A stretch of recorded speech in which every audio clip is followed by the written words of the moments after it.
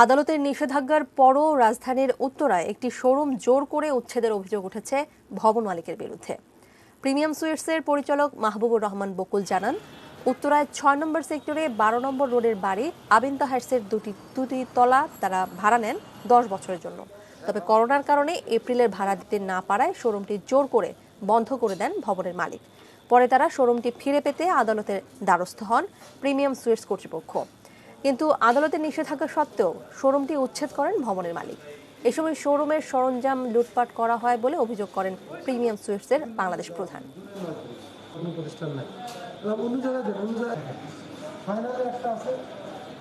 18 লক্ষ টাকা অ্যাডভান্স, আদালতের নিষেধাজ্ঞা, আপনার 10 বছরের চুক্তি, কোনো কিচ্ছুকে কোনো তোয়াক্কা না করে 9 আগস্ট রাতের অন্ধকারে তারা শোরুমের সমস্ত কিছু লুটপাট করে ভাঙচুর করে ফেলে দেয়।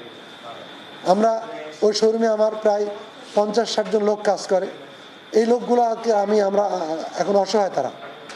আমি কারো কাছ থেকে ফেভার চাচ্ছি না, আমি জাস্টিস চাচ্ছি।